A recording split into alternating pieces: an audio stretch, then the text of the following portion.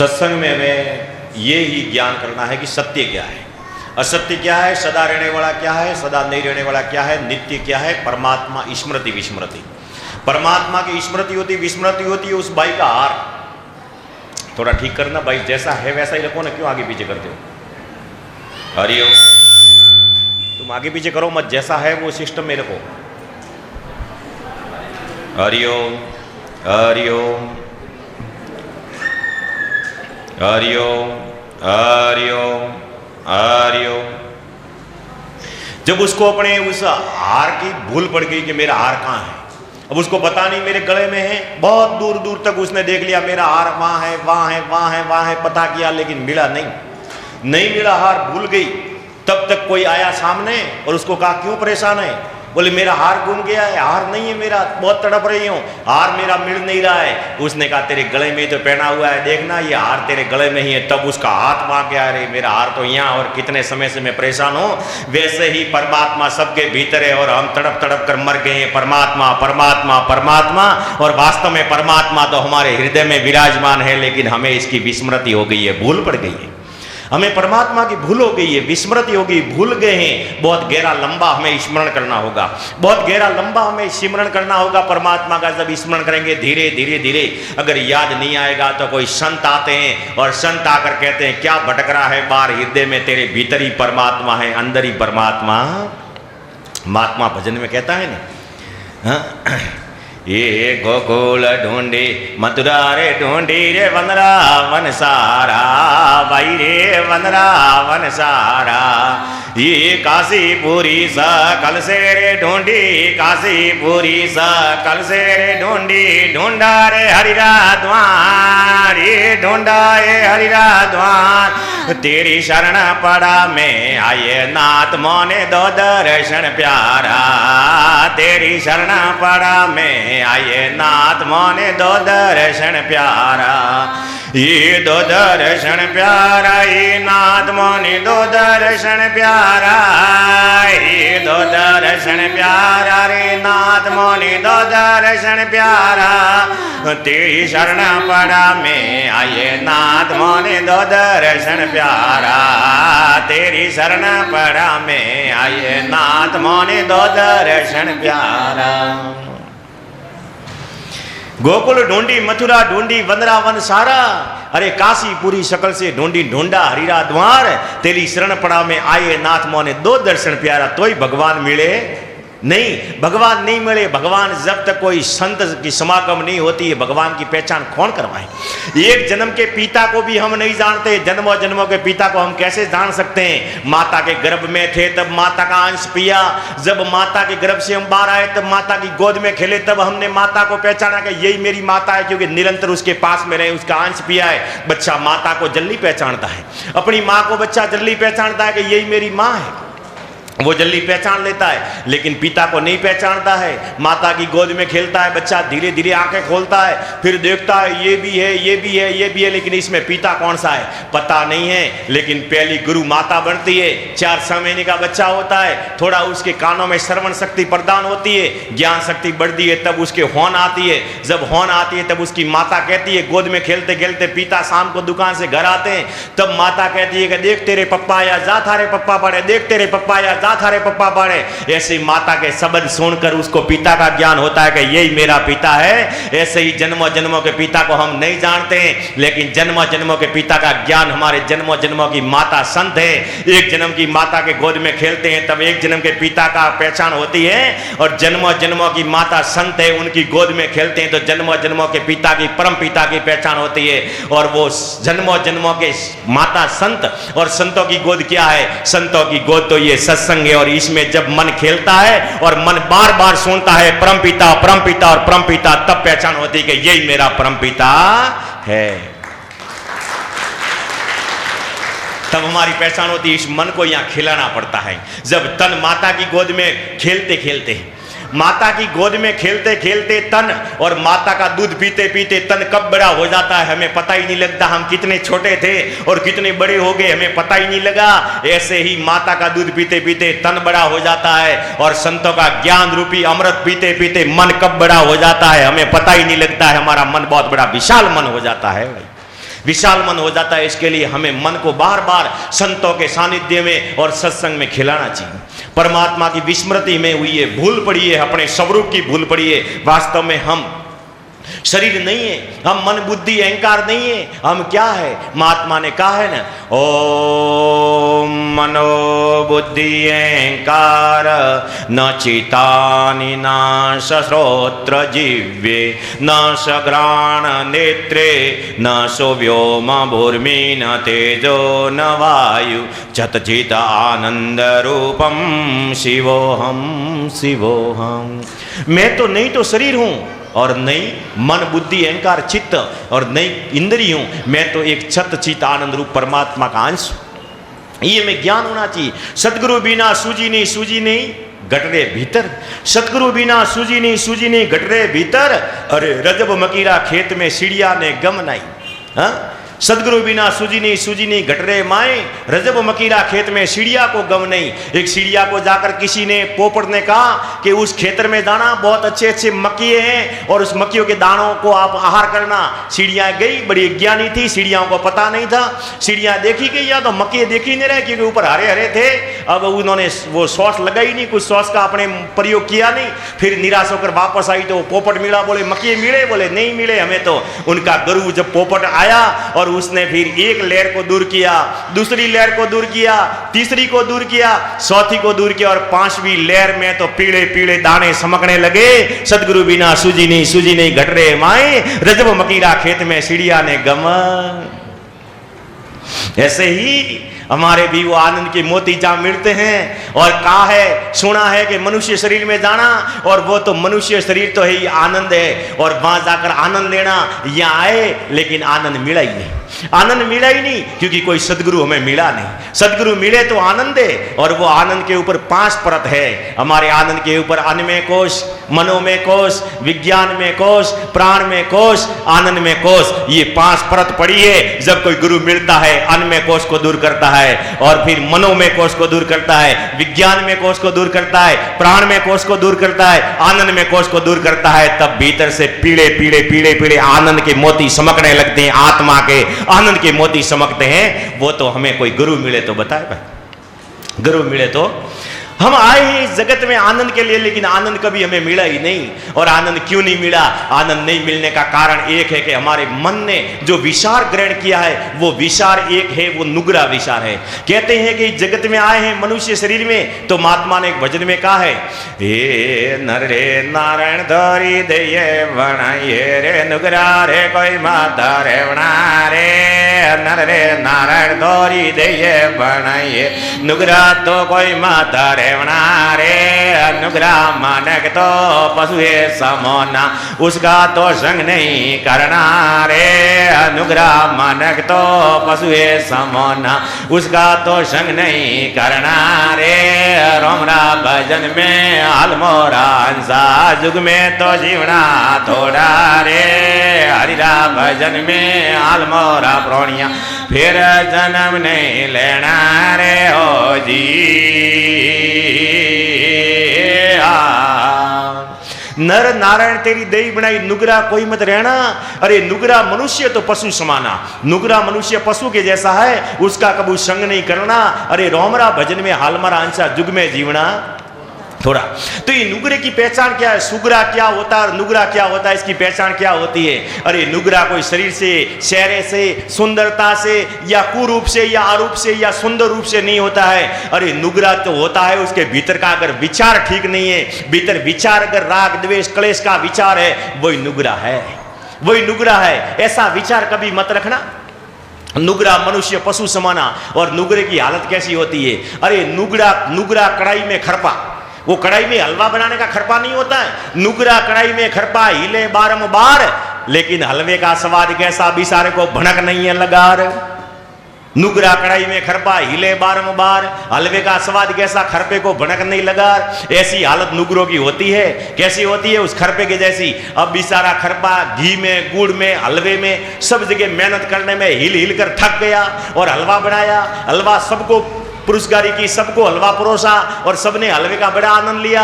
Last में जाकर उस खरपे को पूछा कि हे खरपा, हलवा कैसा था? बोले मुझे तो पता ही नहीं, अब था अंदर फिर भी उसको पता नहीं। हम भी इस संसार में आए हैं, सब सुख प्राप्त किए, गाड़ी घोड़ा बंगला उद्योग व्यापार सब कुछ होते हुए भी, और सब दुनिया के लिए तैयार किया, लेकिन जीवन का आनंद कैसा होता है उस नुगरे को पता नहीं होता है। जैसे खरपे को पता नहीं होता हलवे का स्वाद कैसा होता है, ऐसे नुगरे को पता नहीं होता कि जीवन का आनंद कैसा होता है। इसके लिए ये आनंद हमें लेना है, वो आनंद के लिए हम मनुष्य शरीर में आए हैं। और यहाँ हमारी बुद्धि जो है, और वो बुद्धि पशु बुद्धि हुई है। कोमता सोमता नार दोय पट रोहिणी, दोयोरो अलग स्वभाव, गंदारी का स्वभाव अलग था और कोता माता का स्वभाव अलग था। कोता माता हमेशा परमात्मा का सतत भजन करती थी, और गंदारी सिर्फ दिखावे में ही भगवान की पूजा करती थी। दिखावे में सिर्फ गुरु महाराज को मानती थी, लेकिन वास्तविक नहीं मानती थी। वास्तविक अपनी अंतर आत्मा से नहीं मानती थी। अंतर आत्मा से माने उसका ही कल्याण होता है। इसके लिए दो प्रकार की बुद्धि है, 4 प्रकार के मनुष्य है। पहला बकरी वर्ती का, सुख भोगने की इच्छा नहीं है, तृप्ति आत्म तृप्ति। फिर हिरण वर्ती का, आत्म तृप्ति। फिर गाय वर्ती की, आत्म तृप्ति। लेकिन जब पशु बुद्धि हो जाती है, भैंस बुद्धि हो जाती है, तब वो अपनी आत्म संतुष्टि, आत्म तृप्ति। और आत्म तृप्ति के बिना ये जीव जहां से आया है, आज इस जगत में, इस संसार में, माता पिता के द्वारा, समाज के द्वारा, बड़े बड़े धनाशेठों के द्वारा बहुत परमार्थ किया जा रहा है, लेकिन वास्तविक परमार्थ करना चाहिए वो परमार्थ नहीं हो रहा है। वास्तविक परमार्थ जो करना चाहिए वो परमार्थ नहीं हो रहा है। देखो भाई, बीच में किसी प्रकार का डिस्टर्ब नहीं करे। आपको मिलना करना है वो बाद में या पहले, किसी प्रकार से ऐसा हरकत नहीं करे बीच में। जब जो परमार्थ होना चाहिए वो परमार्थ हो नहीं हो रहा है। परमार्थ करना है वो परमार्थ आज जगत में नहीं हो रहा। नहीं तो माता पिता के द्वारा वो परमार्थ हो रहा है, नहीं समाज में अनुष्ठानों के द्वारा हो रहा है, नहीं धनाशेठों के द्वारा। धन तो बहुत खर्च करते हैं लेकिन नहीं होता है। एक बहुत बड़े धनाशेठ थे, उन्होंने ज्ञान किया और उनको ऐसा ज्ञान हुआ कि बहुत पैसे हैं, दानम तीर्थो धनाढ्यम। अरे जिसको पैसे वालों का तो तीर्थ ही दान है, उसको दान करना चाहिए। तो उन्होंने विचार किया कि अगर हमको कही दिया है और हमारे पास बहुत पैसे हैं तो फिर कल्याण करते हैं, जीवों का कल्याण करते हैं, जीवों को संतुष्ट करें, तृप्त करें। अब वो गए तो एक बहुत बड़ा तालाब था, उस तालाब में से मछलियों को पकड़ के लेके आया। बोले बाकी तो सब ठीक है, सबने सुख भोगा होगा, लेकिन मछलियों ने, बिचारों ने कभी सुख भोगा ही नहीं। मछली तो पूरे जीवन बस खाली जल जल और जल पिया और जल ही देखा है। इसको ही काम करके लेते हैं और कोई बहुत अच्छी अच्छी वस्तुओं को इनको देते हैं। जब लेके गए और उन्होंने दूध का तालाब बनाया, दूध का तालाब बनाया, दूध के तालाब में मछली को डाल दी और मछली दूध के तालाब में डालकर फिर बैठा बैठा देख रहा है। बोले मेरे परमात्मा से मछली प्रसन्न तो हो जाएगी ना, बहुत खुश होगी, उत्साह होगी।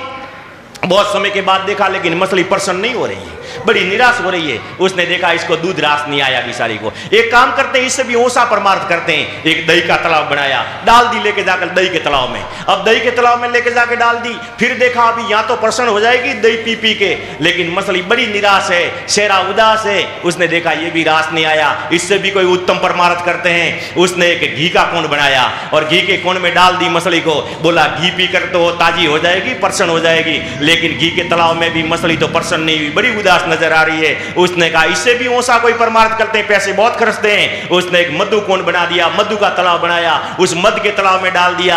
मछली तड़प रही है, प्राण जा रहे हैं, मर रही है। बोले बहुत पैसा खर्च कर रहा हूं फिर भी ये मरने की तैयारी में हो गई है, क्या बात है? तब तक कोई संत आए घूमते घूमते। संतों ने पूछा धनाशेठ क्या करते हो? बोले आज बहुत बड़े बड़े आयोजन कर रहे हैं, जीवों को तृप्त करने का प्रयास कर रहे हैं। लेकिन लाए जीव मछलियों को लाया और मछली तृप्त नहीं हो रही है, बड़ी निराश है और मरने की तैयारी में। संतों ने कहा मैं कहूं वैसा करे तो ये तृप्त हो जाएगी। बोले कैसा करना होगा? बोले जहां से इसको लाया है वहां छोड़ दो, ये बड़ी तृप्त हो जाएगी। ये जड़ का जीव जड़ में ही तृप्त होगा, ये जीव परमात्मा से अंश है और परमात्मा में ये जीव जाएगा तभी तृप्त होगा। आप भले कितने अनुष्ठान कर लो लेकिन जीव तृप्त नहीं होगा जब तक इसको परमात्मा की प्रेम। आप समाज में बहुत अनुष्ठान करते हो, बहुत बड़ा बड़ा खर्चा करते हो, पैसे बहुत खर्च करते हो, नाटक बहुत करते हो, कलाकारों को लाकर और बड़े बड़े अनुष्ठान भले करवाते हो, बहुत बड़े बड़े भोजन भी बनवाते हो, लाखों रुपये का खर्चा भी करते हो।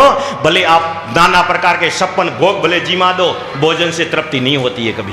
आप विचार करना, बड़े बड़े कलाकारों के नाटक करवाकर आप भले बड़ी बड़ी जागरण दिलाकर भले कुछ भी बड़ा बड़ा कर दो, लेकिन जब तक इस जीव को आत्मज्ञान नहीं होता है और जब तक इसको परमात्मा की स्मृति नहीं होती है, तब तक ये जीव तृप्त नहीं होगा, तब तक प्रसन्न नहीं होगा, तब तक प्रसन्न नहीं होगा। इसके लिए जीव जिसका अंश है उसके पास पहुंचाने का प्रयास करो। माता पिता को भी अपने संतान को संस्कार देना चाहिए, समाज में भी ये संस्कार देना चाहिए। प्यारे सज्जनों, आज दो सुधरने का एक ही स्थान है। सुधरने का आज तो एक ही स्थान है, आज के इस कलयुग में और इस कली काल में। और यहाँ प्रकृति जब विषमता को प्राप्त हो गई है, और इस काल में तो आप देखो कॉलेज, स्कूल, और जहाँ सब जगह बिगड़ने की जगह है, कोई जगह ऐसी नहीं, टीवी, मोबाइल, सब जगह बिगड़ने की व्यवस्था है। बाजार में जाओ तो भी ऐसी दृष्टि दिखाई पड़ती है, जो वहाँ कुसंस्कारी आते हैं। और सिर्फ एक चीज रह गई है, जहाँ हमारी समाज है वहाँ ही सुधरने का एक अवसर है। और समाज में भी अगर आप, कहना नहीं चाहिए, लेकिन आप धनाशेठ हो और बड़े सज्जन पुरुष हो, लेकिन समाज में भी आप कलाकारों को लाकर डांस गान करवा दोगे तो ये आने वाली युवा पीढ़ी भविष्य कब सुधरेगा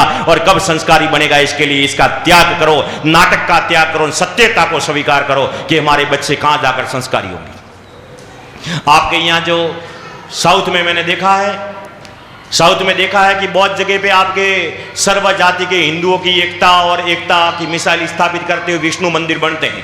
विष्णु मंदिर बनते हैं, उसमें बहुत अच्छी बात है, आप बहुत अच्छा कार्य कर रहे हो, लेकिन उस विष्णु मंदिर में भगवान की स्थापना करवाकर और भगवान के व्यासपीठ पर कम से कम ऐसे ये नाटक, डांस, गान और ये सब बंद करवाओ। क्योंकि देखा है यहाँ आपके सब लोग आते हैं और बच्चे और बच्चियां आपस में मोबाइल नंबर लेकर और आपस में कई प्रकार की विषमता को प्राप्त हो जाते हैं। इसको रोकने का प्रयास भी किया करो, नहीं तो आपका किया हुआ परमार्थ कभी ये पुण्य कभी पाप में परिवर्तित नहीं हो जाए। इसके लिए इसका भी आप बड़ा ख्याल रखना, बहुत ध्यान रखना है। यहाँ इस सत्य को स्वीकार करो, और जब तक आप ये वास्तविकता को और संस्कारों को अगर आप समाज में नहीं दोगे, संस्कार समाज में नहीं दोगे, तो हमारी आने वाली युवा पीढ़ी संस्कारी नहीं रहेगी। और जहां समाज संस्कारी नहीं होती है, उस समाज का अस्तित्व कहीं न कहीं खतरे में होता है। आज हमारे समाज का, हिंदू समाज का अस्तित्व धीरे धीरे धीरे धीरे धीरे धीरे क्यों गान होते जा रहा है? गान होने का कारण एक ही है कि हम, हमारे धर्म के प्रति पक्की निष्ठा नहीं है, दृढ़ निष्ठा नहीं है, हमारी दृढ़ निष्ठा नहीं है। आप भले लौकिक विद्या कितनी भी दे दो, लौकिक विद्या देने से आपके भीतर ठीक बात है, थोड़ी विद्या आने से अगर ज्ञान नहीं हुआ, संस्कार नहीं हुआ, तो अहंकार का एक बीज अंकुरित हो जाएगा। आपके बहुत पिछले जन्म के पुण्य से फास्ट ट्रैक पर चलने वाली गाड़ी और आपके जीवन में भौतिक वस्तुएं, उद्योग, व्यापार की गाड़ी बहुत फास्ट ट्रैक पर चल रही है, लेकिन पता नहीं अगर आपकी संतान के भीतर एक भी अगर ऐसा कुविचार या विकारों का कांटा चुभ गया और विकारों की चपेट में काम करो दिया, लोभ की चपेट में कहीं आ गया और वो कांटा चुभ गया, तो चिंता हो जाएगी, और चिंता का पंक्चर हो गया तो आपके पुण्य की सारी हवा निकल जाएगी और आपको एक दिन फास्ट ट्रैक की गाड़ी से आपको स्लो ट्रैक पे वापस आपको खड़ा रहने में मजबूर कर देगी। संस्कार देते रहना। संस्कार नहीं हुआ तो आप बहुत धन इकट्ठा किया है, धन, रोटी, कपड़ा, मकान और बहुत धन संग्रह करने में मत रहना, उसके साथ साथ में संस्कार भी देना। और तो ठीक है, आप जो धन कमाओ वो धन कमाकर उस धन की रक्षा करने वाला उत्तराधिकारी भी पैदा करते रहना। सिर्फ संतान को जन्म देने से उत्तराधिकारी नहीं होता है, उसके भीतर संस्कार स्थापित करवाने पड़ते हैं, तब जाकर वो हमारे धन की, धर्म की और राष्ट्र की भी रक्षा करेगा, हमारे समाज की भी रक्षा करेगा। नहीं तो ये अगर अस्तित्व खड़ा नहीं हुआ तो आप भले कितने बनाओ। इतिहास गवाह है, पहले भी हमारे पूर्वजों ने और बहुत बड़े बड़े मंदिर, सोने के मंदिर बनाए थे, लेकिन जब हमारी धर्म के प्रति निष्ठा नहीं रही तो अधर्मियों और विधर्मियों ने हमारे धन को लौट कर लेके गए और हमारे मंदिरों को भी नुकसान पहुंचाया है और हमारी जाति के ऊपर अस्तित्व संकट खतरे में आया है। इसके लिए आप विचार करो, हमारे जीवन में जितनी भी संतान को दे सको उतना 3 प्रकार के संस्कार दो। जरनी जने तो ऐसा जने, भगत दातार ने सूर, नेत्र रेजे वोजनी मत गमावे मुखड़ारो दूर। 3 प्रकार से आप अपनी संतान को संस्कार दो। ज्यादा से ज्यादा संतानों को, बच्चों को लाओ, सत्संग में बिठाओ, उनको समझाओ और समझा के उनको ऐसा ज्ञान दो। और जब जब भी जरूरत पड़े, आप ब्रह्मा रूप बनकर आए हो, ब्रह्मा रूप बनकर आप उत्तर से दक्षिण में आए हो और आपने एक आपकी यहाँ सृष्टि रसाई है, आपने एक आपका एक जगत यहाँ साउथ में आकर रसाया है। ब्रह्मा तो आप बने हो, लेकिन इसके साथ में विष्णु भी बनो, ब्रह्मा के साथ में विष्णु बनो। ब्रह्मा भी अभी तक पूरे नहीं बने हो। जहां भी प्रवास में आप रहते हो, और प्रवास में हमेशा ध्यान रखना, प्रवास में स्थानीय लोगों के साथ जुड़कर रहो। प्रवास में बहुत ज्यादा से ज्यादा भले आप आओ और ज्यादा से ज्यादा आप व्यापार करो और ज्यादा से ज्यादा आप अपना आवास स्थान बनाओ, लेकिन इसके साथ में हमारे धर्म से जुड़े हिंदू हैं, उनके लिए भी थोड़ा धन से परमार्थ करो। उनकी आवश्यकता क्या है, उनकी जरूरत क्या है, उनकी जरूरत के लिए आप उस धन को सदुपयोग करो, उनसे अपनापन जोड़ो। अपनापन जोड़कर अपने धर्म की स्थापना करो उनके हृदय में। सिर्फ राम जी का मंदिर अयोध्या में बनाकर और राम जी की मूर्ति अयोध्या के उस मंदिर में लगाकर और सिर्फ वहां राम जी की प्रतिष्ठा नहीं होगी, वो तो जो एक हमारे निमित्त करना था और वो कर लिया, लेकिन हम सबको ही यहां हनुमान बनना पड़ेगा, पक्की निष्ठा रखनी पड़ेगी। और जैसे हनुमान जी के हृदय में राम बसते थे, ऐसे सबके जन जन के हृदय रूपी अयोध्या में राम की प्रतिष्ठा करवानी होगी। ये हमारे धर्म की स्थापना में करवानी होगी, तब जाकर हमारा धर्म पूरे विश्व में स्थापित कर सकेंगे। हमारे हृदय में हमारे धर्म के प्रति निष्ठा नहीं है और हम कहते हैं कि हम पूरे विश्व के विश्व गुरु बनेंगे। अरे विश्व किसको कहते हैं? विश्व कहते किसको है? जब बीस प्रकृति काम करना बंद कर दे और तब सिर्फ पीछे सब ही सब रह जाता है, उसको क्या कहते हैं हम? सब। जब क्या कहते हैं? सब।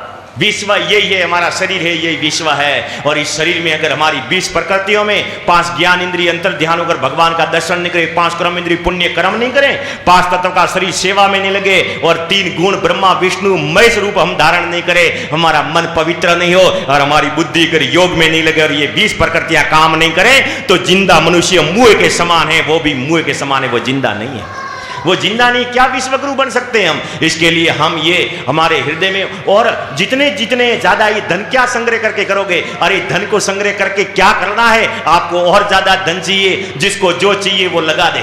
जिसको अन्न चाहिए तो खेत में अन्न लगाना पड़ता है। अरे अन्न अगर भी आप देखो सर्टिफाइड, घर में 100 बोरी बाजरी पड़ी है, 1 बोरी बाजरी लगा दो फिर भी इतना अन्न नहीं होता है, लेकिन किसी खातर बीज वाले की दुकान के ऊपर जाते हैं, सर्टिफाइड बाजरी लाते हैं और लगाते हैं, 2 किलो की बाजरी लगाते हैं और फिर 20 बोरी हो जाती है, सर्टिफाइड होती है। ऐसे ही पुण्य का धन आपके घर में लाओ और पुण्य का धन जितना आप परमार्थ में लगाओगे, आपके पास में उससे कई गुना ज्यादा आता रहेगा। आपको धन चाहिए, हमको ज्ञान चाहिए, किसान को अन्न चाहिए, अरे हमको भी ज्ञान चाहिए। तो आपके ये धर्म क्षेत्र और कर्म क्षेत्र, इस क्षेत्रों में हम भी ज्ञान को लगाते हैं। पहले 5 साल पहले इतना हमें ज्ञान नहीं था जितना पटापट बोल रहे हैं, लेकिन आज इतना बोल रहे हैं क्योंकि पहले ज्ञान थोड़ा थोड़ा जितना आता था उतना लगाया सब क्षेत्रों में। भगवान ने उससे कई गुना ज्यादा भीतर प्रकट कर दिया, जो दोगे उससे कई गुना ज्यादा मिलेगा। ये भगवान कहते हैं मेरे संस्कृति की विलक्षणता है, ये हमारे हिंदू संस्कृति की विलक्षणता है। देवता को भी देते हैं तो देवता भी हमें उससे कई गुना ज्यादा देते हैं, तो परमात्मा तो अनंत गुना देते हैं, अनंत गुना देते हैं। जिस स्थान पर रहते हो, अगर आपका भविष्य यहाँ देखते हो, आप यहाँ दक्षिण में अगर आपका भविष्य देखना चाहते हो तो स्थानीय लोगों से जुड़ो, स्थानीय लोगों को हमारे साथ में जोड़ो। आपको जो भाषा आती है उस भाषा में उनको समझाओ, उनकी जरूरत है उन जरूरत को पूर्ति करो। जो गरीब है, अभावग्रस्त है, और उनको आपको भगवान ने दिया है। भगवान ने हमें एक विश्वसनीय बैंक बनाया है। जब हमारा भी धन होता है तब हम नेशनलाइज बैंकों में जमा करवाते हैं और वहां हमारा धन सेफ्टी रहता है, सुरक्षित रहता है। जब भी हमें धन की जरूरत पड़ती है हम जाते हैं लेने के लिए, लेकिन किसी बैंक में जाएं, 20 लाख की एफडी कराई हुई है, धन लेने के लिए जाए और मैनेजर कहे अभी तो धन नहीं है, 4 दिन के पास बाद में देंगे, 10 दिन के बाद में देंगे, तब हमारा उस बैंक के ऊपर विश्वास रहता नहीं। हम सारा धन निकाल देते हैं, दूसरी बैंकों में लगाते हैं। प्यारे सज्जनों, धनासेठों, आपको भगवान ने एक विश्वसनीय बैंक बनाया है और जब भी भगवान की जरूरत पड़े, अभावग्रस्तों की, दीन दुखियों की, गरीबों की सहायता के लिए, परमार्थिक कार्य के लिए जरूरत पड़े, तब ताबड़तोड़ आप धन दे दिया करो और दोगे तो भगवान को और विश्वास बढ़ेगा। 20 लाख की एफडी को 40 की कर देगा, लिमिट और बढ़ा देगा। और अगर कहोगे कि अभी तो नहीं है मेरे पास, देना तो है पर पैसे दो, तो भगवान है वो भी खाता खाली कर देंगे। यहाँ तो आईएफएससी कोड नंबर भी मांगते, वहां आईएफएससी कोड नंबर नहीं मांगता, ऊपर से ट्रांसफर कर देता है सीधा, ट्रांसफर कर देता। महात्मा ने एक भजन में क्या है ना, हे भवरे सागर मेरे डूबत जावे, डूबे कारी, हे भवरे सागर मेरे डूबता रे जावे, डूबे कारी। ये धन रे जोवन वादळ वाली सोया, धन रे जोवन वादळ वाली सोया, भूपत वे भिखारी, ये होमिया कलयुग आवे वारी। एड़ों के ज्ञाए कृष्ण मुरारी रे होमिया कलयुग आवे वारी। भंवरे सागर में डूब जावे, डूबे है अहंकारी। परमात्मा से सारी वस्तुएं, परमात्मा ने विश्वसनीय बैंक बनाया, धन लेकर फिर अहंकार करता है। और परमात्मा की पत्नी, अरे परमात्मा की पत्नी को अपनी पत्नी लक्ष्मी माता है, उसको माता बनाकर रखो, लक्ष्मी को माता बनाकर रखो। अगर लक्ष्मी को माता बनाकर रखोगे और लक्ष्मी को माता बनाकर रखें, जब भी हमारी माता भी, कभी कभी पुत्र परेशान होता है तो भाई राजस्थान से माता पुत्र के यहाँ सेवा करने के लिए आ जाती है, लेकिन उस माता को अगर अपने पिता की जरूरत हो और पिता की जरूरत हो तो उस माता को पिता के पास भेजना पड़ता है, लेकिन उस माता को अगर हमारी करके रखेंगे तो फिर हमको भी दुख देखना पड़ता है। ऐसे भगवान ने, भगवान विष्णु भगवान की पत्नी को हमारे जीवन में, हम सब भगवान के पुत्र है और भगवान ने कहा मेरा पुत्र इसकी माता को भेजता हूं, थोड़ा सुखी होगा। और जब भेजते हैं और हम उसको अपनी कर लेते हैं, अपनी कर लेते हैं, अपनी करके भी माता मानो तब तो ठीक है, और माता मानता है वो अपने पिता को जरूरत पड़ती है तब देता है। परमात्मा के नाम पर अभावग्रस्तों को, गरीबों को, दिन दुखियों को परमार्थ के नाम पर जब जरूरत पड़े तब लक्ष्मी को भेजना चाहिए वापस, क्योंकि वो हमारी माता है। आप विचार करो, एक अगर दारूडिया होता है ना, शराबी, और उसकी पत्नी और वो अगर दोनों जाते हैं और हम रोड पर कह दे उस शराबी को कि तेरी पत्नी हमारी पत्नी है, तो ही वो दौत प्रापाड़े। अब तीन लोग का तरण तारण विष्णु भगवान की पत्नी को कई धनासेठ कहते हैं कि ये तो मेरी है, मेरी। अरे अरे भाई बने दारूडिया की पत्नी ओपनी करा तो दौत प्रापाड़े ने, तीन लोग तरण तारण की पत्नी ओपे करें तो 84 लाख में भगवान ओपने माजनों पर जाइए, सम्मान नहीं मिलेगा, ध्यान रखना।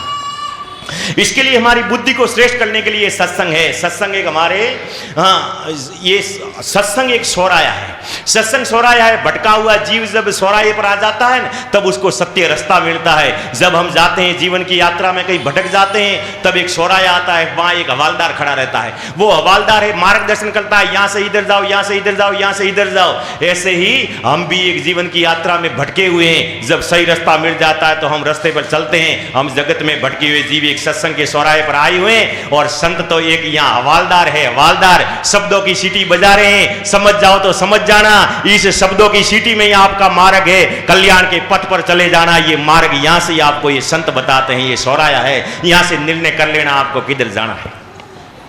हमारी बुद्धि को श्रेष्ठ करना है।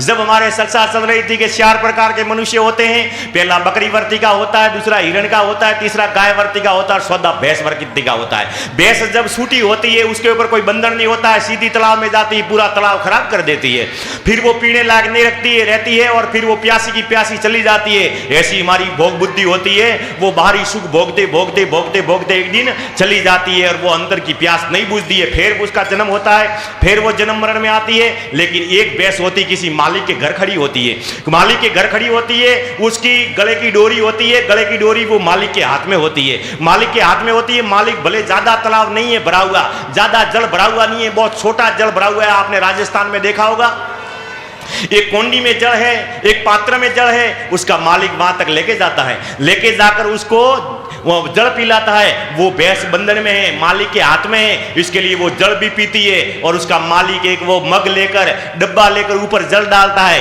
बारी सुख भी थोड़ा भुगवा देता है और भीतर की प्यास भी बुझवा देता है। लेकिन जब तक वो भैंस तृप्त नहीं होती है, जब तक उसका मालिक कोई शब्द नहीं सुना है, जब वो भैंस जल पीती है, ऊपर से स्नान भी करवाता है और तवसा का सुख भी भोगवाता है, लेकिन उसका मालिक लास्ट में एक शब्द कहता है, पोहीन बेतृप्त हो जाए। ऐसी हमारी बुद्धि भी है, संसार के सुखों के तलाव में है, लेकिन ये हमारी बुद्धि की डोरी अगर किसी संत के हाथ में हो, सदगुरु के हाथ में हो, और सदगुरु हमें इस संसार में लेकर आकर बहुत वस्तुएं भी प्राप्त हो जाए, ज्यादा वस्तु नहीं है, कम वस्तुओं में भी बाहरी सुख भी भोगवा देता है और आंतरिक तृप्ति भी करवा देता है, और एक गुरु मंत्र रूपी शब्द सुनाता है, और ये बुद्धि तृप्त हो जाती है, जन्म मरण से मुक्त हो जाती है, जन्म मरण से मुक्त हो जाती है। ऐसी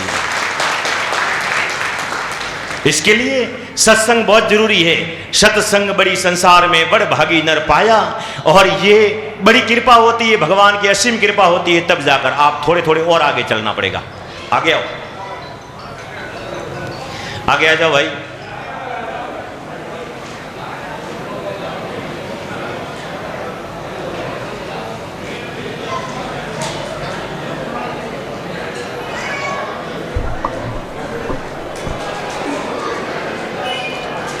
हरिओम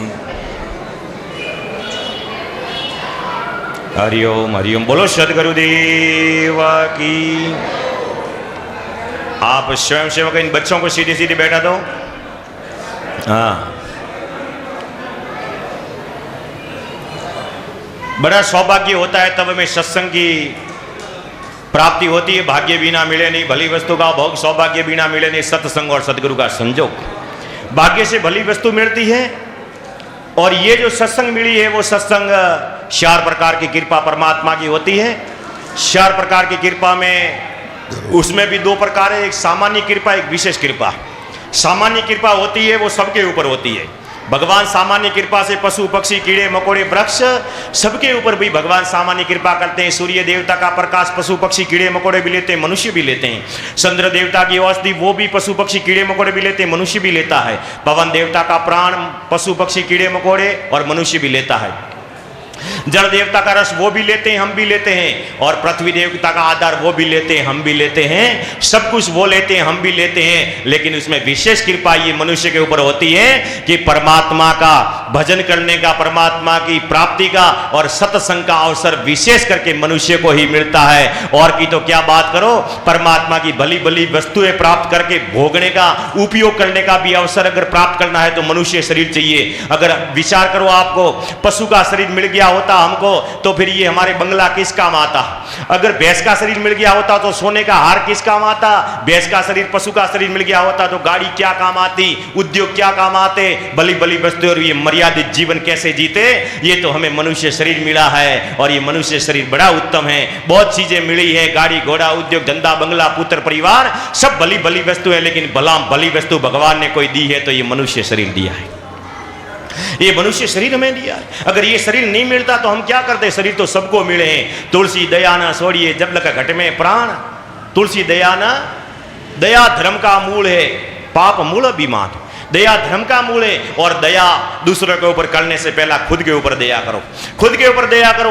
हरि कृपा से मनुष्य शरीर मिला, ईश्वर कृपा से वस्तुएं मिली, वेद कृपा से ज्ञान मिला और सदगुरु कृपा से उस वस्तु का सदुपयोग कैसे करना और मुक्ति कैसे लेनी है ऐसा ज्ञान मिला।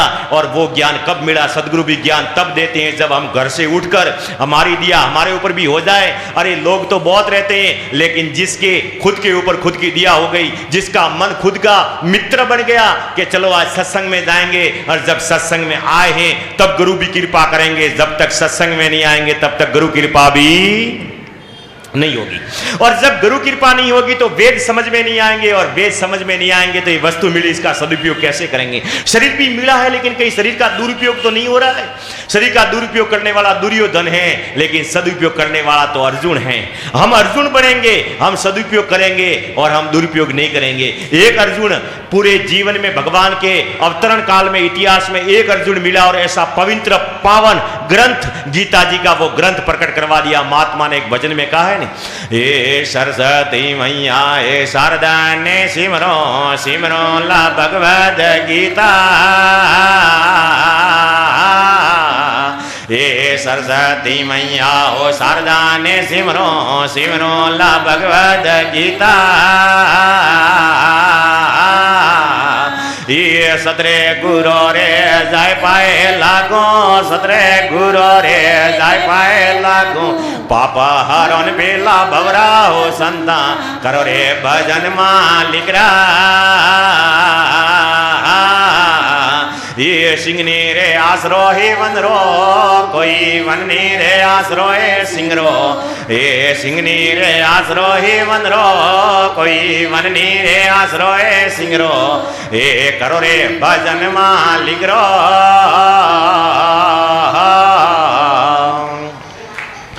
सरस्वती मैया शारदा सिमरू। सरस्वती मतलब अंतर आत्मा से सिमरू, जिसका भाव है कि अंतर आत्मा से भाव है कि मेरा कल्याण होना चाहिए। बस कल्याण का भाव में ही हमारी कमी है। अगर भाव में कमी है तो हमारा कल्याण नहीं हो सकता। भाव में कमी नहीं रहनी चाहिए। श्रद्धा और भाव में बस इतना अंतर है। श्रद्धा में हमारे कोई कमी नहीं है लेकिन भाव में कमी है।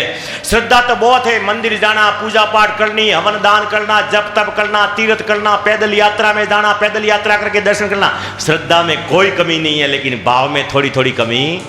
अब भाव और श्रद्धा में क्या अंतर है। एक माता गई दुकान पर कपड़े की, कपड़े की दुकान पर गई और बढ़िया वेश लेके आई, बढ़िया अच्छा वस्त्र वेश धारण करने का लेके आई। दूसरी माता ने देखा कि मेरे भी ऐसा लाना है। अब दूसरी माता ने देखा कि ये मेरे भी लाना है ऐसा, ये श्रद्धा है कि इसके लाया वैसा मेरे भी लाना है, ये श्रद्धा है। फिर लाना है, मन में विचार आ रहा है, लाना है, श्रद्धा है। उस श्रद्धा के बल पर वो चली, दुकान ध्यान में ली, उस दुकान पर गई, ये भी श्रद्धा है। दुकान पर गई और वो वेश वैसा का वैसा, दुकान पर वो ड्रेस देखा कि है तो ऐसा ही, यही मेरे लेना है, ये भी श्रद्धा है। उस दुकान ड्रेस के मालिक से बात की कि ये मेरे ड्रेस लेना है, ये श्रद्धा है। उस मालिक ने कहा इस ड्रेस का 3000 रुपया लगेगा, और वो माता जो लेने गई उसने कहा 2000 दूंगी। बस श्रद्धा में कोई कमी नहीं थी, थोड़ा भाव में फर्क रह गया। उसने 3000 का और उसने 2000 का ड्रेस देख भी लिया, चले भी गए, देख भी लिया, लेकिन ड्रेस घर पे नहीं आया क्योंकि भाव में कमी रह गई। इसके लिए हम मंदिरों में भी जाते हैं, पूजा पाठ भी करते हैं, तीर्थ व्रत भी करते हैं, बहुत कुछ करते हैं। मंदिरों में जाते हैं, कभी द्वारिका जाते हैं, हरिद्वार जाते हैं, बद्री जाते हैं, केदार जाते हैं, रामेश्वरम जाते हैं, जगन्नाथपुरी जाते हैं, पैदल जाते हैं। श्रद्धा में कोई कमी नहीं है, भाव में कमी रह जाती है। इसके लिए भगवान हमारे घर पे हृदय में नहीं प्रकट होते हैं, भाव में कमी है भाई। भाव बढ़ाओ, भाव में कमी है। हा?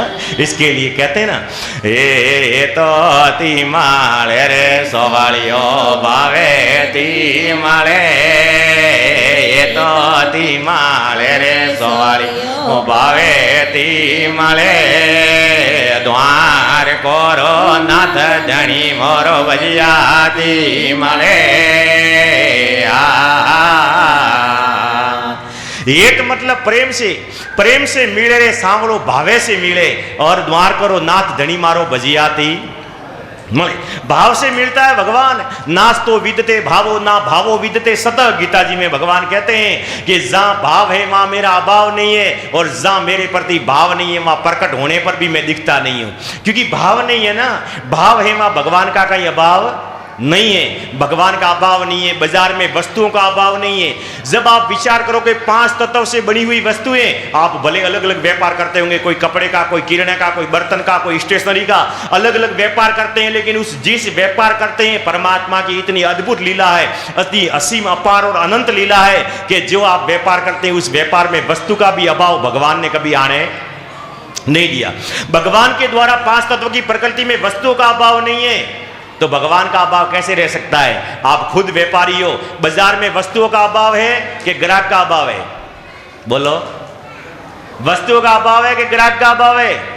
ग्राहक का अभाव है, वस्तुओं का अभाव। नास्तो विदते भावो, ना भावो विदते सत। ग्राहक का अभाव है, वस्तु का अभाव नहीं है। लेकिन ग्राहक का भी भाव, कौन से ग्राहक का अभाव है? ग्राहक का भी भाव नहीं है। रोकड़ा पैसा देने वाले ग्राहक का अभाव है। उधारी वाला तो कई फरे है, लेकिन एड़ा ग्राहक साइज है नहीं। हमें तो रोकड़ा व्यापार करने वाले ग्राहक का अभाव है, और रोकड़ा भी भाव देने वाले ग्राहक का अभाव है। अगर वस्तु 100 में आई और 70 में मांग ले, वस्तु 100 रुपये में आई 70 में मांग ले, ऐसा ग्राहक आवे तो भी नहीं। हमारी वस्तु आई है 100 रुपये में और वो 125 में मांगे, ऐसा ही ग्राहक का अभाव है, ऐसे ग्राहक का अभाव है। भगवान कहते हैं मेरा अभाव नहीं है, मेरा अभाव नहीं है, मुझे भजने वाले भक्त का अभाव है। ऐसा महात्मा दुर्लभ है, मैं दुर्लभ नहीं हूं, भगवान दुर्लभ नहीं है। भगवान ने गीता जी में कहा है, बहु नाम जन्मम अंते च महात्मा च दुर्लभ। वो महात्मा दुर्लभ है, मैं दुर्लभ नहीं हूं। भगवान कहते हैं बहुत जन्मों के अंत जन्म में मुझे भजने वाला महात्मा दुर्लभ है, और वो महात्मा भी दुर्लभ नहीं है। उस महात्मा को पहचानने वाला कोई भक्त दुर्लभ है, भक्त दुर्लभ है, महात्मा भी दुर्लभ नहीं। इसके लिए अर्जुन ने पूछा भगवान को कि हे प्रभु, आपके इस अवतार काल में इतने वर्षों में आपको कोई मिला ही नहीं, पात्र नहीं मिला आपको। भगवान का भी काम अधूरा रह जाता अगर अर्जुन नहीं मिलता तो।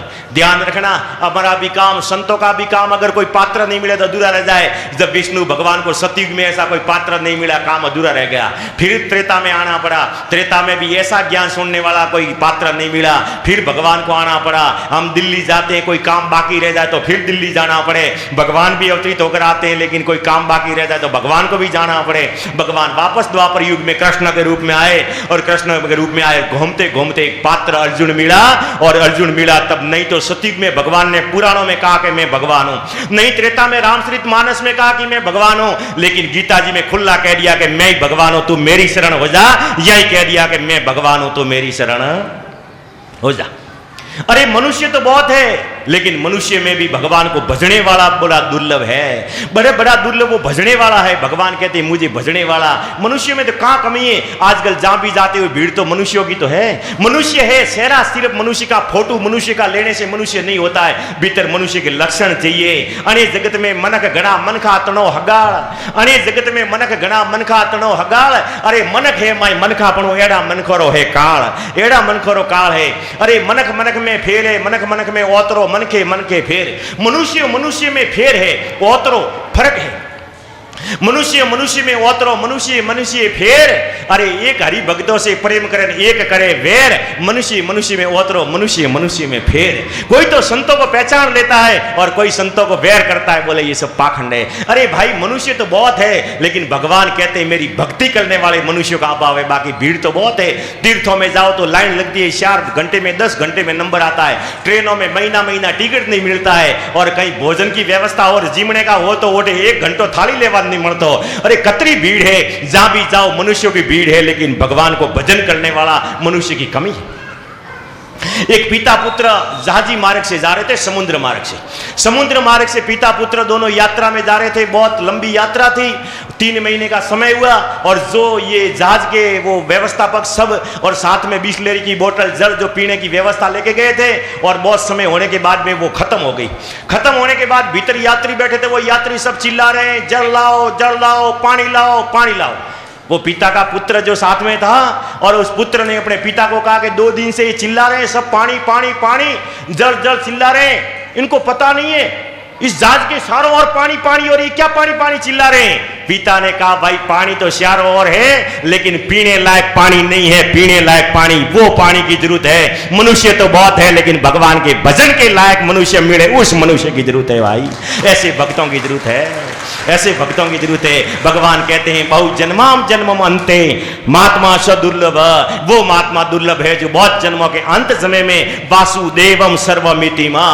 भगवान कहते हैं कि बहुत जन्मों के अंत जन्म में एक ही कहता है कि वासुदेव सर्वमिति, सबसे श्रेष्ठ कोई है तो मेरा भगवान है, और मैं भगवान का हूं। ऐसे भक्त की मुझे तड़प है, ऐसे भक्त की भूख है। भगवान को भी भूख है, लेकिन प्रेमी भक्त की भूख है, ज्ञानी भक्त की भूख है।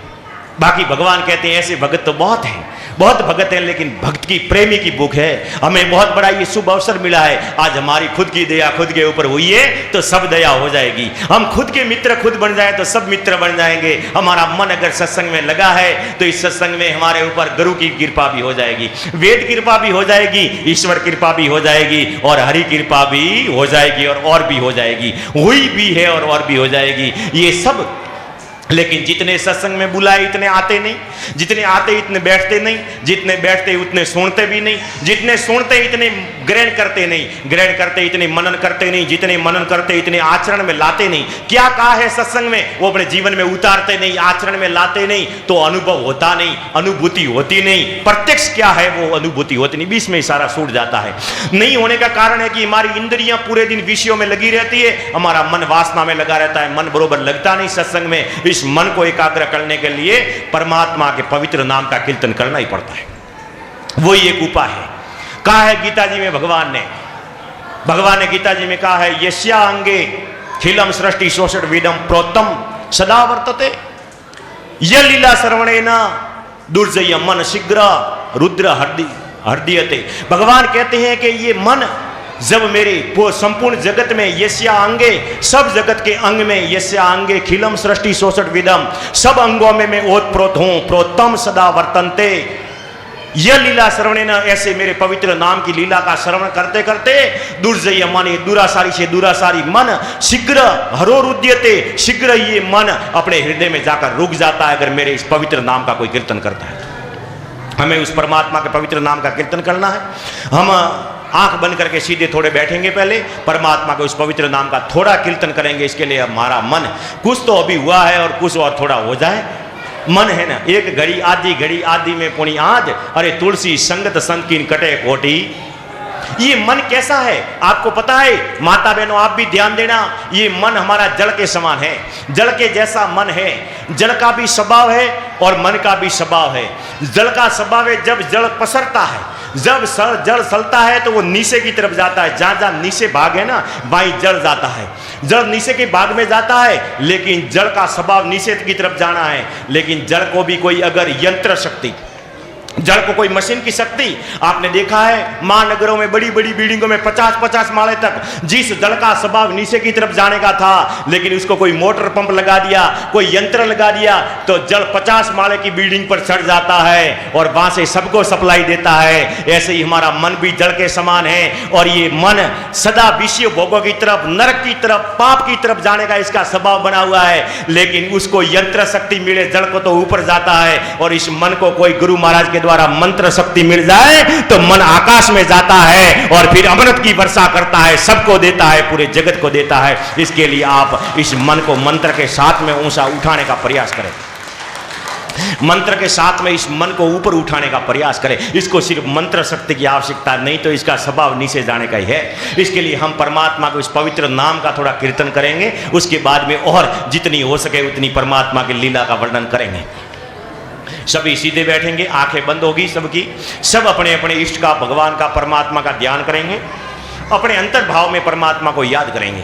और अंतर्भाव में ऐसा याद करना कि मेरा परमात्मा मेरे भीतर विराजमान है, मेरा अंतर्यामी है, इसके लिए मेरे अंतर के भाव को भी भगवान जानता है। जब ऐसे भाव से हम करेंगे तो शीघ्र ही परमात्मा वहां से प्रकट हो जाते हैं, हमारे हृदय में परमात्मा प्रकट हो जाते हैं। जब एक बार द्रौपदी का सिर हरण हो रहा था और द्रौपदी ने विचार किया यहाँ तो मेरा कोई रिश्तेदार सारे बैठे हैं लेकिन कोई बसा नहीं रहा है, मैंने निरंतर सतत भगवान का भजन किया है, मैं उस द्वारकाधीश को याद करूं और द्वारकाधीश आवे और मेरी लाज बसाए, मेरा सिर हरण हो रहा है, मेरी इज्जत जा रही है। जब द्रौपदी ने भगवान को पुकार की, हे द्वारकाधीश मेरी लाज जा रही है बचा दो, हे द्वारकाधीश लाज जा रही है बचा दो, जब भगवान को पुकार की तो भगवान आए। घंटा भर तो लग गया, घंटा भर लगा और द्रौपदी ने जब देखा कि भगवान थोड़े लेट आए तो द्रौपदी ने गुस्से में आकर कहा पूरे जीवन तुम्हारा ही भजन किया और फिर भी तुम इतने लेट आए, अगर थोड़ा समय नहीं आते तो मेरी लाज चली जाती, मेरी अभी लाज चली जाती। भगवान ने कहा इतना क्रोधित होकर क्यों बोल रही है, तूने बुलाया, मैं द्वारका से आया, तेरी लाज हसनापुर में जा रही है और मैं द्वारका से आ रहा हूँ। अब द्वारका से मैं आ रहा हूँ तो ट्रेन पकड़ो तो 24 घंटे लगते हैं, फ्लाइट में भी चढ़ने उतरने में समय तो लग जाता है, 2-3 घंटे तो चले जाते हैं, फिर भी मैं 1 घंटे में आया और इतनी तेरे को जल्दी थी तो तूने द्वारकाधीश कह के क्यों बुलाया, इतना कह देती कि हे हृदयधीश आप आओ और मेरी लाज बसाओ, तेरे हृदय में से मैं प्रकट हो जाता, तूने बुलाया ही मुझे द्वारका का कहकर, अगर तुझे मेरे हृदय में से अगर हृदयधीश कहकर बुलाती। इसके लिए हम भी भगवान को हमारे हृदय में देखेंगे कि भगवान हमारे भीतरी अंतर्यामी परमात्मा सर्वत्र व्यापक है, हम भगवान का थोड़ा अंतर ध्यान होकर कीर्तन करेंगे। इसके लिए आंखें बंद रखेंगे, कानों को हम कीर्तन में लगाएंगे, सुनेंगे, श्रवण करेंगे, सीधे बैठ जाएंगे।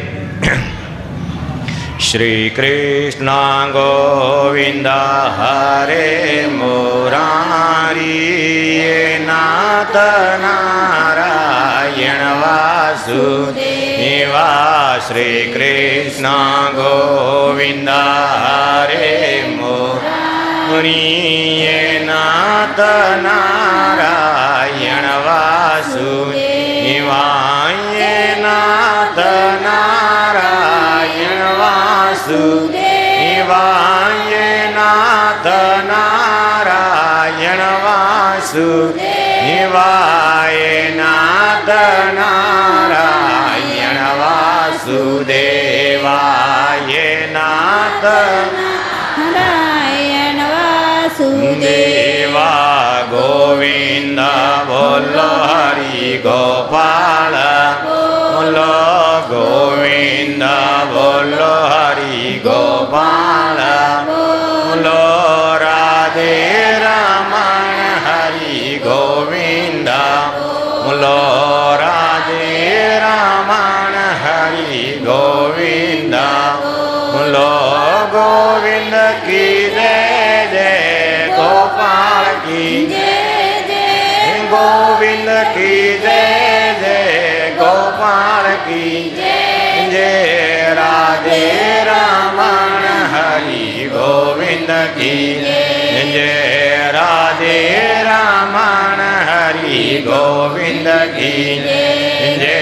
श्री राम जय राम जय जय राम, श्री राम जय राम जय जय राम, श्री राम जय राम जय जय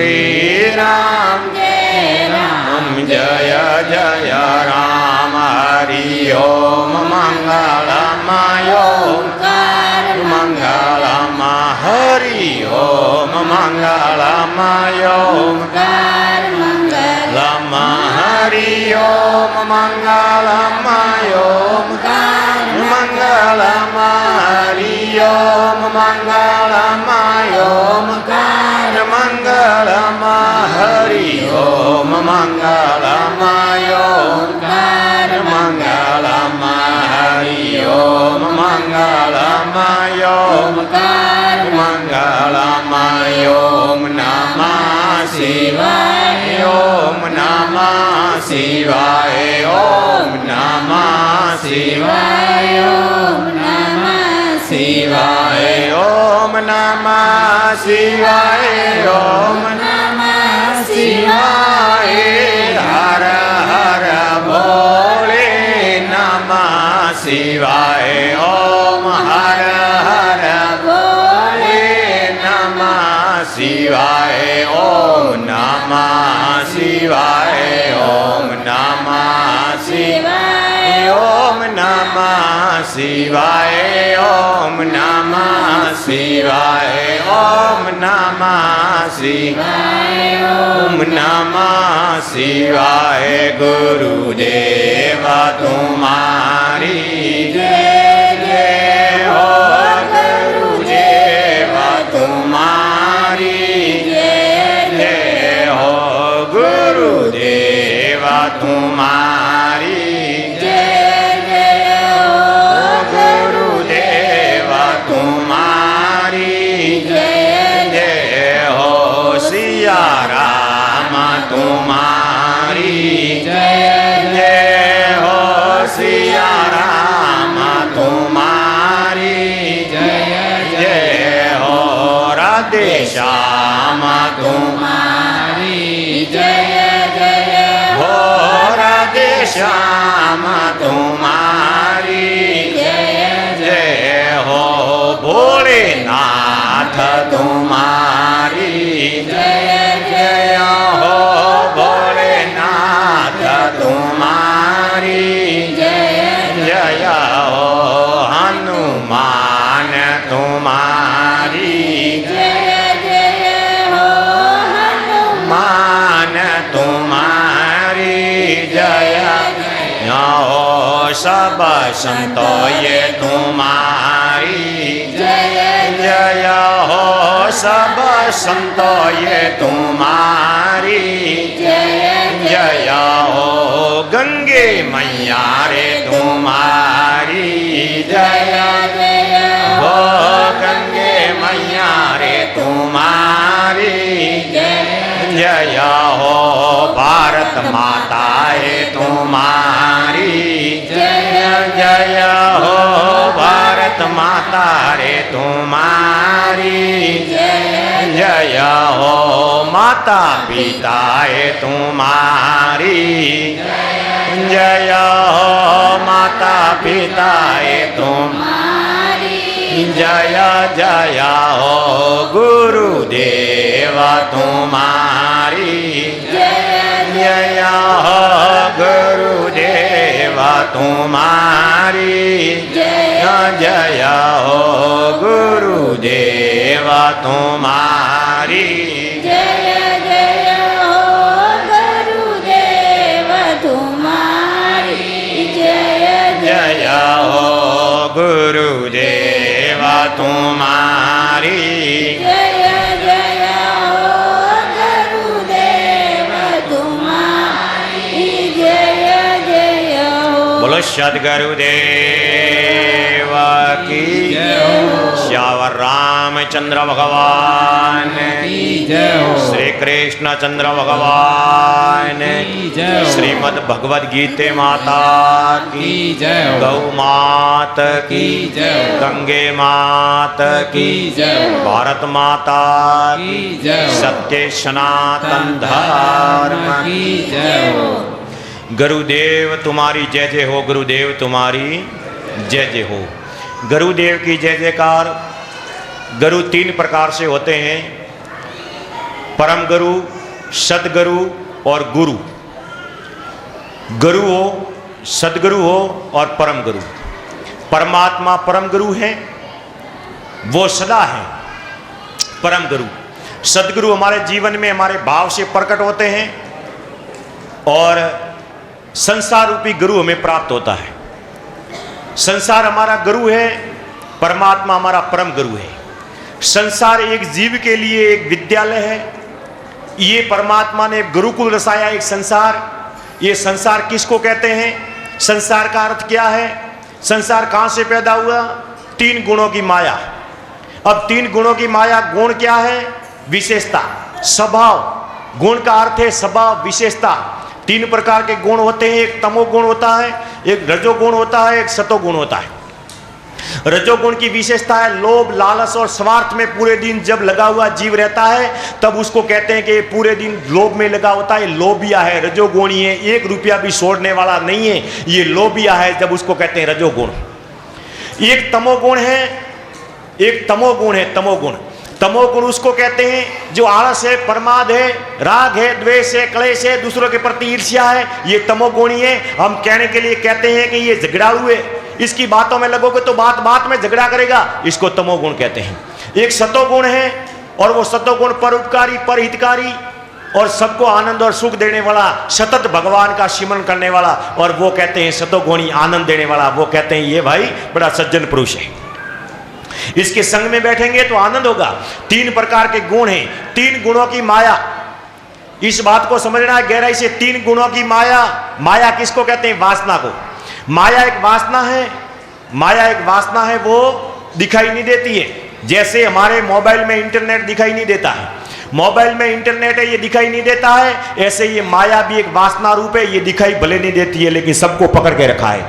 3 गुणों की माया। माया का परिणाम जगत। जगत किसको कहते हैं? जो दिखाई देता है उसको जगत कहते हैं। पिछले जन्म में हमारा शरीर था, वो एक जगत था। जब जन्मा, फिर बड़ा हुआ, फिर परिवर्तन हुआ कि बुढ़ा हुआ और फिर शरीर छूट गया। जब शरीर छूटने के बाद में हमारे शरीर का और भीतर की एक वासना बढ़ गई। वो वासना वापस हमारे माता पिता के भीतर प्रवेश हुई, 5 तन्मात्रा के द्वारा प्रवेश हुई और प्रवेश होकर एक जगत तैयार हुआ गर्भ में।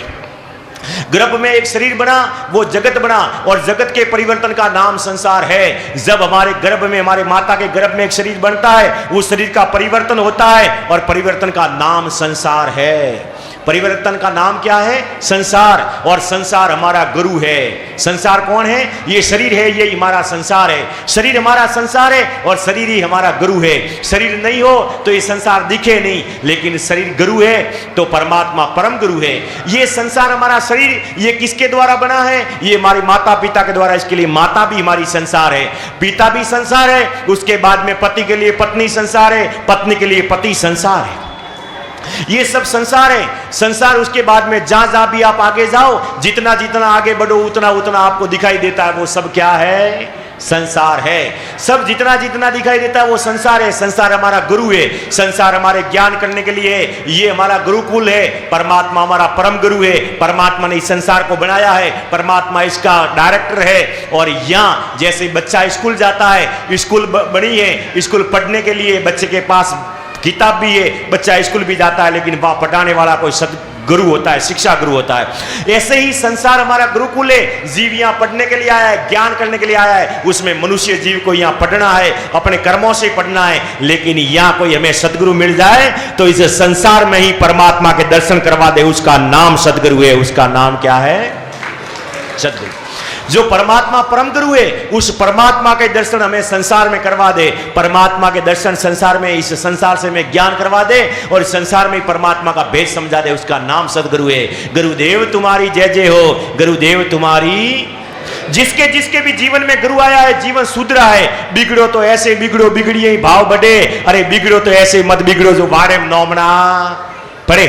बिगड़ो तो ऐसे बिगड़ो, बिगड़िए भाव बढ़े। लेकिन बिगड़ो तो ऐसे मत बिगड़ो, बिगड़िए वारे नौबना पड़े। दूध बिगड़ता है, दूध के जीवन में कोई नारी आती है, उसको गर्म करती है, तपाती बहुत है, दूध बहुत चिल्लाता है, दूध बहुत चिल्लाता है, ऊपर आता है, कहता है इतना मत तपाओ, लेकिन उसका गुरु कहती है, उसकी वो गुरु जो भाई जो उस दूध को गर्म करती है, वो कहती है शांति रख, मैं तेरा गुरु हूं, अब तेरे को तपा रही हूं, लेकिन मैं विवेक से भीतर आरण डालूंगी। हाँ, वो सांस का आरण आएगा, तू जम जाएगा। आज तेरा लीटर का 50 है और सुबह किलो का 100 हो जाएगा। अरे बिगड़ थोड़ा बिगड़, पर बिगड़िए ही भाव बढ़े, बिगड़ो तो ऐसे बिगड़ो, बिगड़िए ही भाव बढ़े। ऐसे ही आता है जब सदगुरु के पास, तब कहते हैं इतना क्यों तपा रहे हैं, इतना क्यों तपा रहे हैं। लेकिन तपो, ये शरीर रूपी दूध को सत्संग में तपाओगे तो आपके इस शरीर रूपी दूध को तपाकर और फिर आपके पास में एक राम नाम का आरण आएगा। एक थोड़ा आरण देती है दूध में, फिर भी वो जम जाता है हमारा शरीर रूपी दूध। और भीतर अगर थोड़ा राम नाम का अगर आरण आ जाए तो सुबह हमारा मन भगवान में स्थिर हो जाता है, मन भगवान में स्थिर हो जाता है, हमारा भाव बढ़ जाता है। बिगड़ो तो ऐसे बिगड़ो, बिगड़िए ही भाव बढ़े। अरे बिगड़ो तो ऐसे मत बिगड़ो, बिगड़िए ही बाड़े नौमना। जब दूध है अगर बरोबर तपाया नहीं जाए और उसमें बरोबर अगर सांस का आरण नहीं आए तो दूध बिगड़ जाता है और बिगड़ा हुआ दूध बाहर डालना पड़ता है। ऐसे ही अगर राम के नाम का आरण हमारे भीतर नहीं आया तो इस शरीर को शमशान में जलाना पड़ेगा। और अगर हमारा मन स्थिर होकर परमात्मा में लग गया तो देख लो कई संत महात्माओं की पूजा होती है, ऐसे हमारे भी शरीर की पूजा हो जाएगी। इसके लिए बिगड़ो तो ऐसे बिगड़ो, बिगड़िए भाव बढ़े, बिगड़ो तो ऐसे मत बिगड़ो जो बारे में नौमना।